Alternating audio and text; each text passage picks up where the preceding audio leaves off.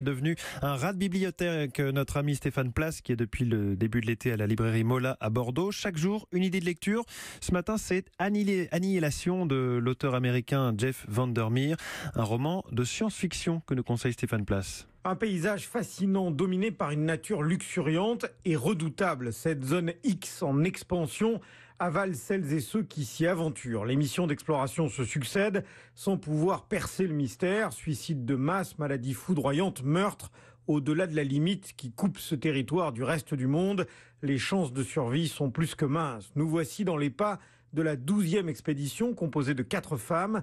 Le lecteur va suivre leur progression dans ce thriller fantastique, Annihilation, le livre choisi pour vous aujourd'hui par Pierre Coutel, libraire chez Mola. On peut dire qu'on est dans la SF, mais on est aussi dans le polar et on est aussi dans l'espionnage et on est aussi dans la série. C'est le croisement enfin réussi quelque part entre X-Files plus John le Carré, matinée un peu pour les amateurs de Lovecraft. C'est une histoire absolument incroyable où on suit 4 personnes, qui sont 4 femmes, qui sont envoyées dans une zone, la zone X, qui est un endroit à la fois mystérieux, inconnu, où on envoie des gens régulièrement pour essayer de comprendre ce qui s'y passe et où manifestement la nature a pris une forme tout à fait étrange. Toute l'histoire est racontée du point de vue d'un seul personnage qui s'appelle la biologiste. On se rend compte qu'en fait tout part en sucette et que cette nature non seulement elle est hostile mais elle a un peu tendance à dévorer les gens qui s'y trouvent et que manifestement le rempart sud, qui est l'espèce de CIA qui contrôle toute cette zone, en sait beaucoup plus qu'ils ne veulent bien en dire. Annihilation est le premier opus de la trilogie du rempart sud que signe l'auteur américain de science-fiction Jeff Vandermeer.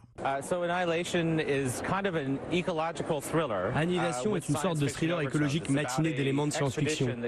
Le livre raconte une expédition à travers une zone sauvage, subitement isolée derrière un mur invisible. Durant 30 ans, une organisation secrète gouvernementale essaie de comprendre ce qu'il s'y trame, ce qui lui crée beaucoup d'ennuis.